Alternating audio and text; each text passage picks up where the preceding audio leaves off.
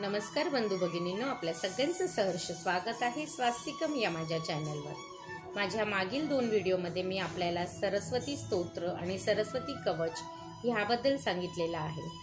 आपल्यामधल्या बरेचशा लोकांच्या मुलांना बऱ्याच वेळेला स्मरणशक्ती त्यांची चांगली नसते किंवा त्यांना जे काही ते वाचतात ते त्यांना लक्षात राहत नाही।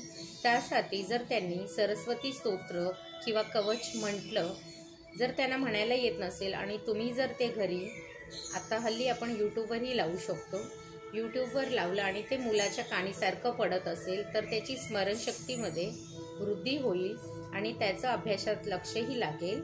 तर आपण हे नक्कीच आपल्या मुलांसाठी करू शकता। चला तर मग आपल्या कथेकडे वळूया।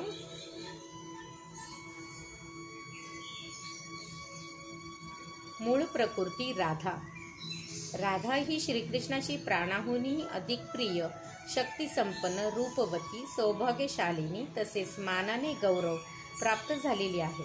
त्यामुळे तिने कृष्णाचे वक्षस्थानी आपले स्थान प्राप्त केले। एकदा तिने शतशृंग पर्वतावर जाऊन अपूर्ण असे तप श्रीकृष्णासाठी केले होते। श्रीकृष्ण तेथे प्रकट होऊन तिला दुर्लभ वर दिला की तू सौभाग्य, मान, प्रेम आणि गौरव यांनी विद्यमान राहशील, तू स्तुता आणि पूजिता होशील। जगदीश्वर कृष्णाने तिला आपली पत्नी केले तेव्हापासून तिच्या चरणांचे ध्यान आणि तपस्या सर्वांकडून करून होऊ लागली। श्रीदेवी पर्णमस्तु, शुभम भवतु, शुभम भवतु, शुभम भवतु। ओम नमश्च चंडिकाय, ओम नमश्च चंडिकाय।